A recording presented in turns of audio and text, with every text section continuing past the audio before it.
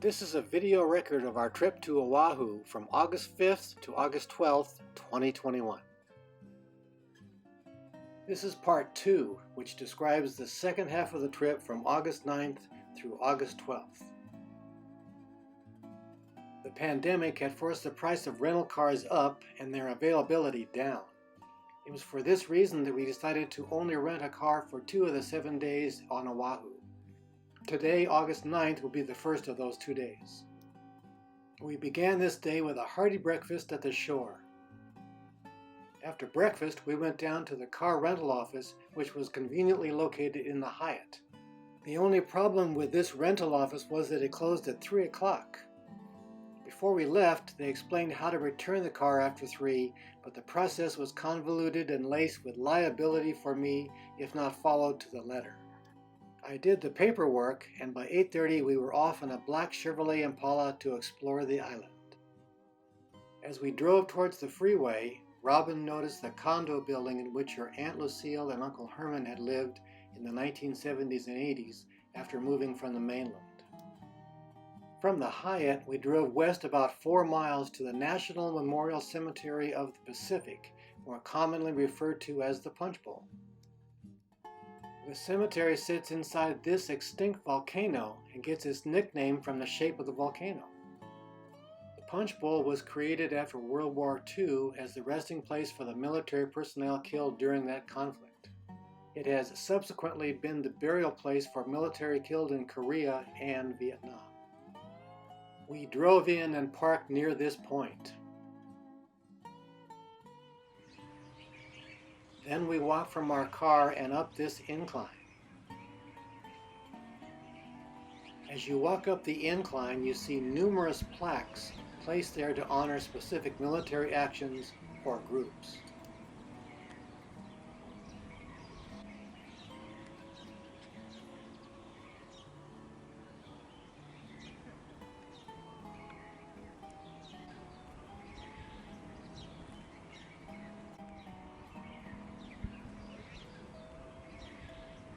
At the top of the incline, you are rewarded with a breathtaking view of Waikiki and Honolulu.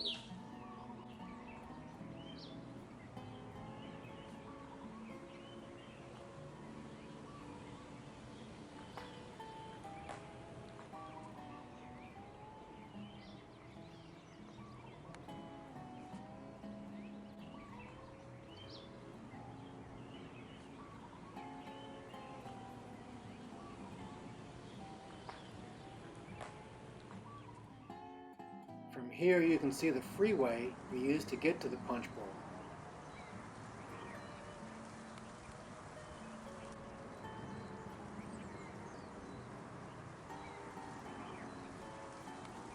From here you can even see the twin towers of the Hyatt. Can you see them? There they are. The best words to describe the Punch Bowl would have to be lush, green, very peaceful.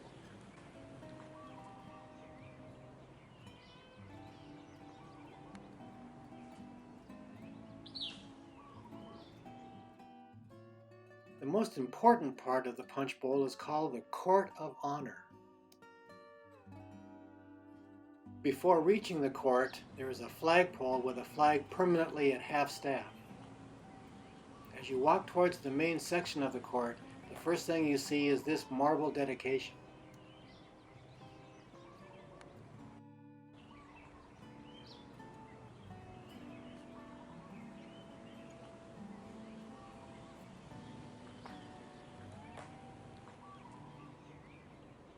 The gardens to which the dedication refers is also called the Court of the Missing.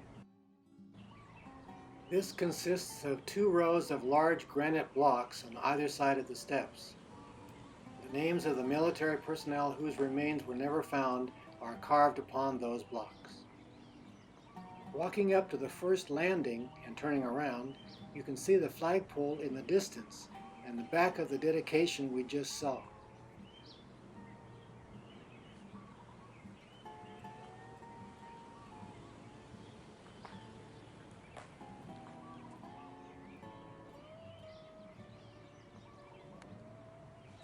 From here you can see a close-up of one of the granite blocks. These are some of the names of those missing in action.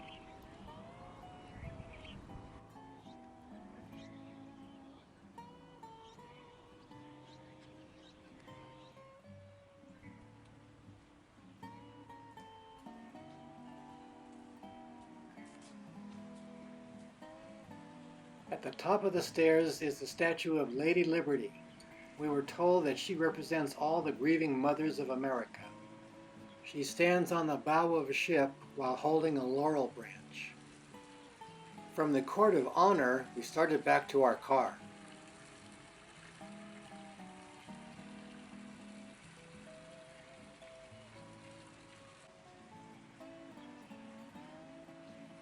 I stopped for a few minutes to find examples of tombstones from December 7, 1941, the Japanese attack on Pearl Harbor.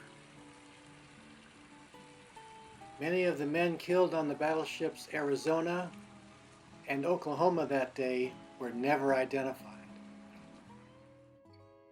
We left the Punch Bowl and started towards our next destination.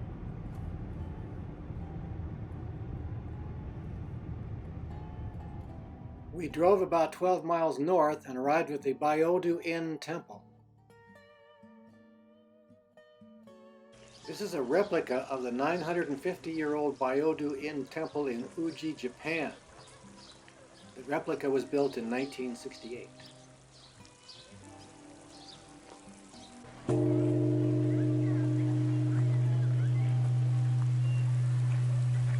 The inside of the temple contains one large room in which this statue of Buddha rests.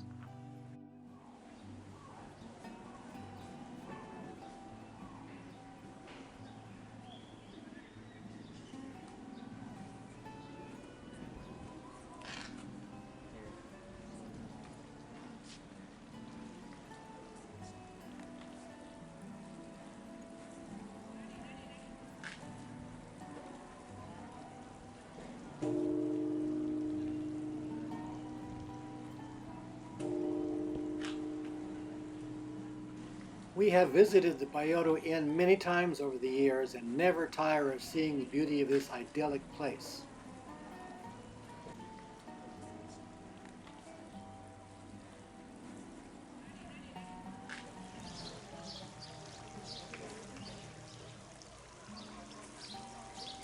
This is the back side of the temple.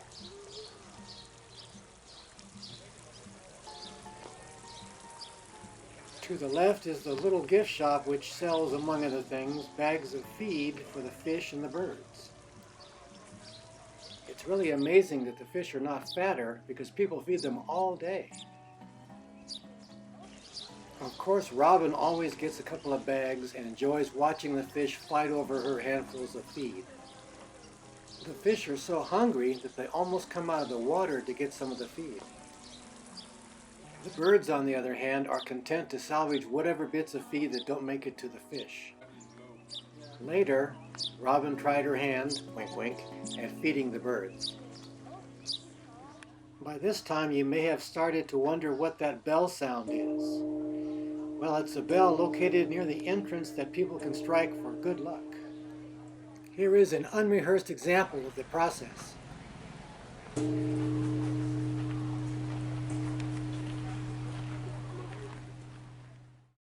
After spending an hour or so at the Byodo Inn, we left and drove north for about an hour. For this trip, I had planned to stop at 4 beaches on the north shore.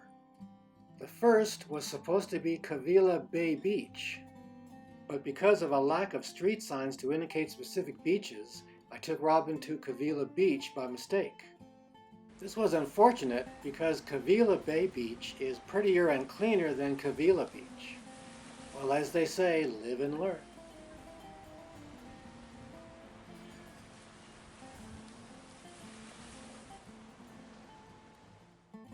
Our second planned destination was Ihukai Beach.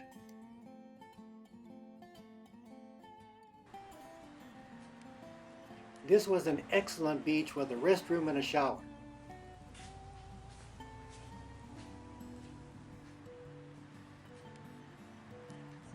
None of the North Shore beaches have any crowds to speak of, which is a result of being so far from the center of action, Honolulu and Waikiki.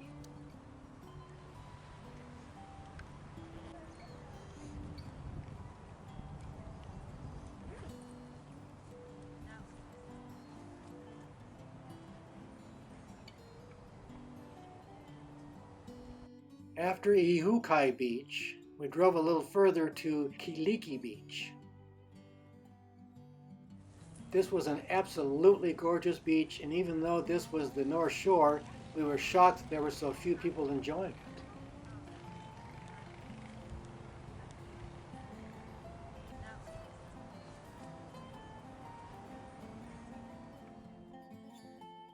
After seeing Kiliki Beach, we drove next to Three Tables Beach.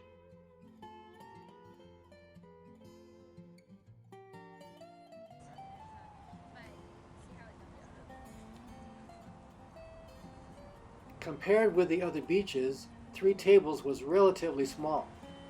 This time, however, it was understandable why there were so few people. Swimming there is dangerous.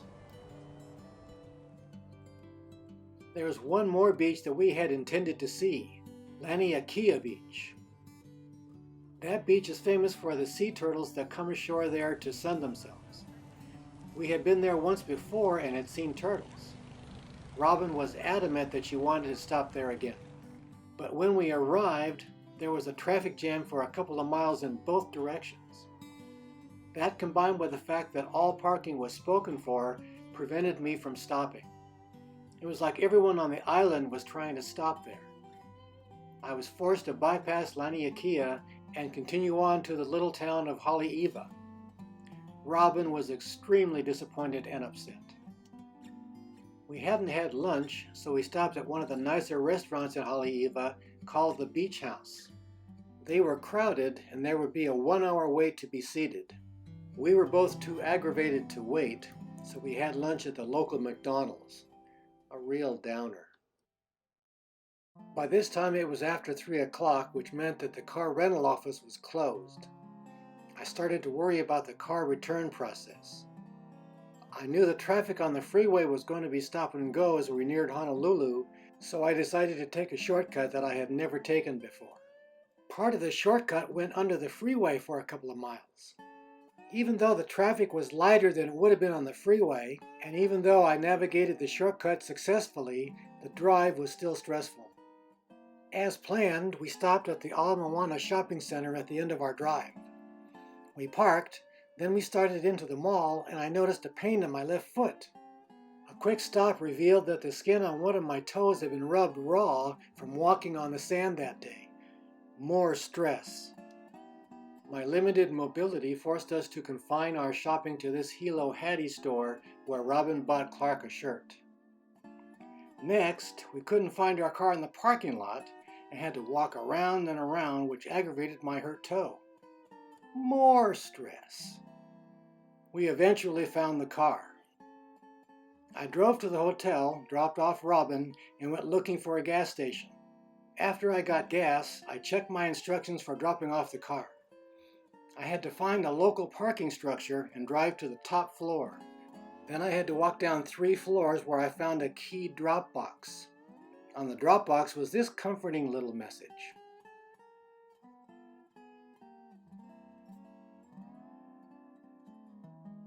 Yep, you guessed it. More stress. Through a series of mistakes and misunderstandings, I ended up making 3 more round trips to and from the car until I finally did everything to complete the process. More stress! Of course, by now my blood pressure was sky high and my toe was killing me. I limped back to the hotel and was only partly surprised that my heart rate refused to go down for the rest of the evening. Robin volunteered to go out and bring back some sandwiches from the ABC store, which substituted for a dinner. After that, Robin said she wanted to go swimming. I was still getting over my stress, so I went down with her and took pictures of her in the water and of the sunset that night.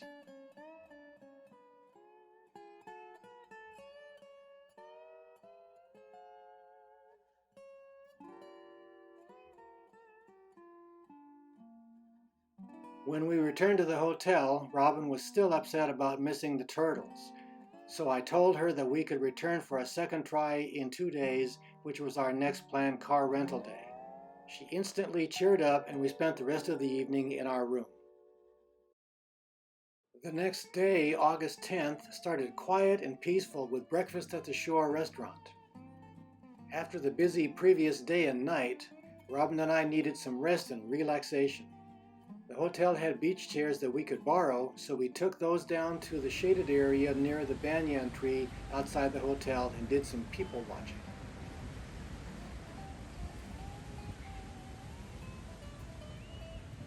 Later, we walked down to a restaurant that was originally a Denny's. The restaurant, now called Lulu's, is up one flight of stairs. They set us at a small counter by the front windows, which gave us a great view of the Waikiki Pier we had visited on our zoo day. We both ordered a Caesar salad. We spent most of the rest of the day in and around the hotel. That night, we went to an upscale Italian restaurant called Il Lupino for dinner. As usual, we sat outside, this time within inside of the Royal Hawaiian Hotel, the pink building in the background. We both had pizza. To our surprise, it was not as good as we had hoped and expected. The restaurant was just a few steps from the Royal Hawaiian Shopping Center. The shopping center sponsors nightly local entertainment of authentic Hawaiian song and dance, which we watched after dinner.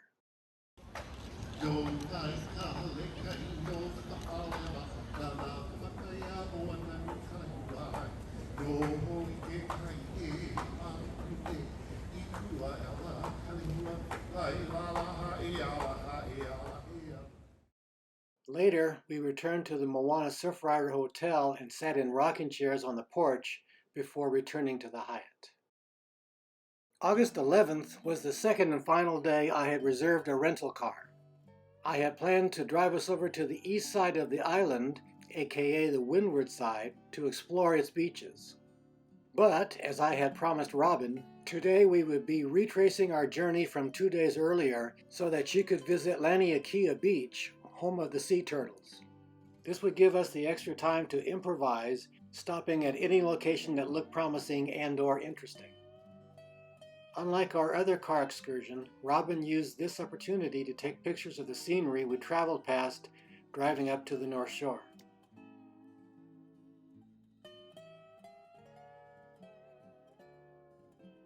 We stopped first at Pupukia Beach. We had seen Pupukia on our trip 2 days before, but had been unable to visit it, so this time we decided to check it out.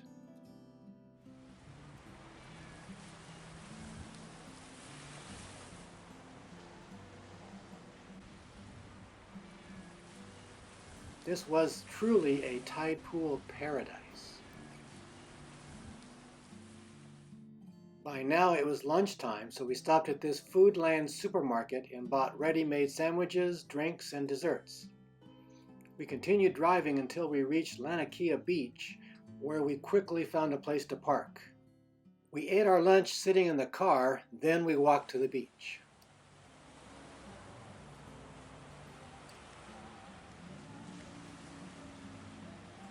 Unfortunately, there were no turtles that day. Robin was disappointed, but she did not let the experience dampen her spirits.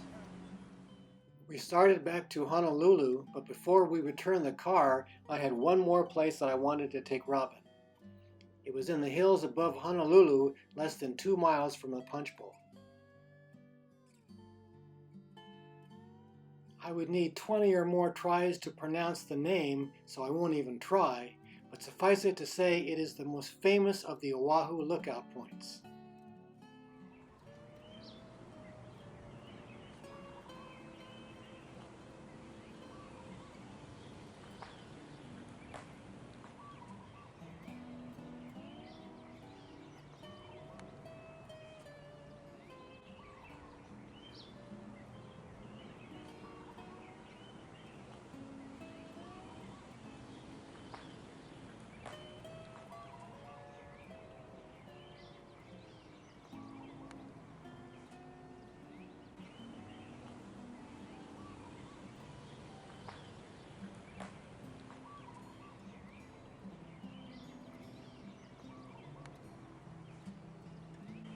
I was relieved that we hadn't missed this amazing place.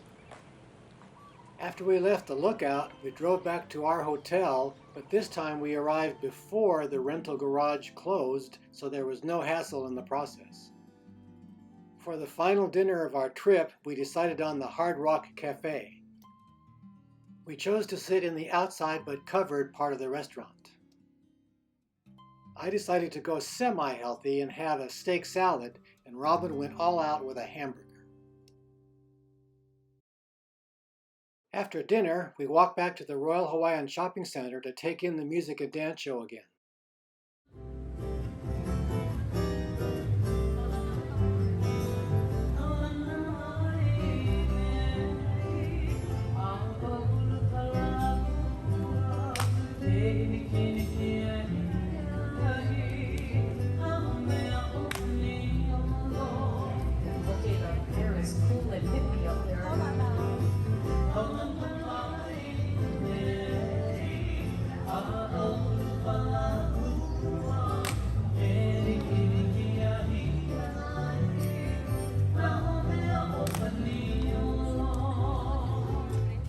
Later, we walked back to the beach in front of the hotel, and Robin got the following videos of the sunset.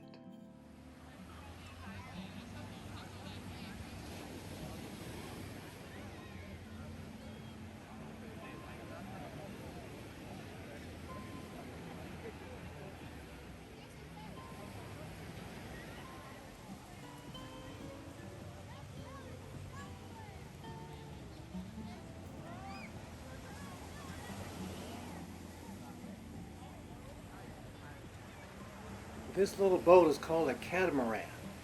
In the evenings, people can ride out on the catamaran and watch the sunset.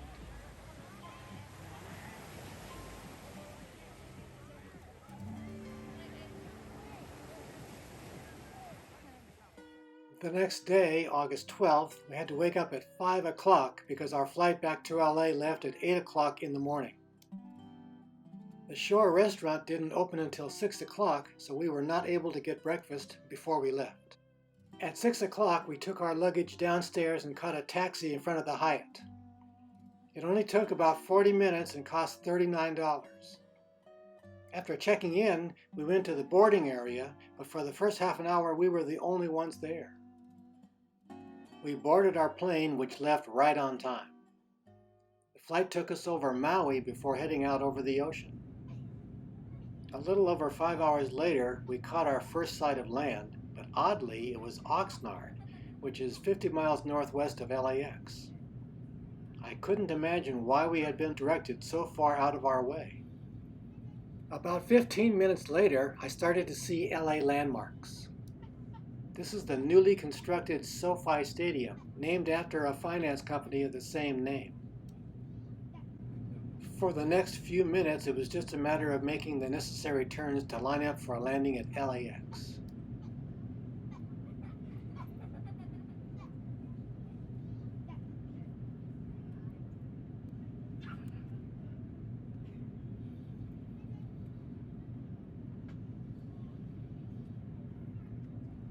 There's downtown LA in the distance.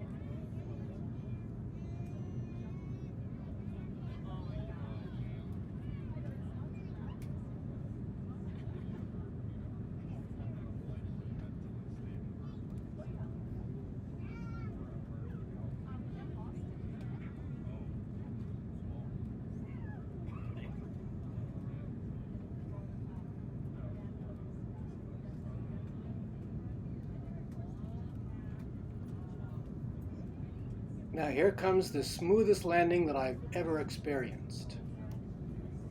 See if you can tell when the wheels actually touch.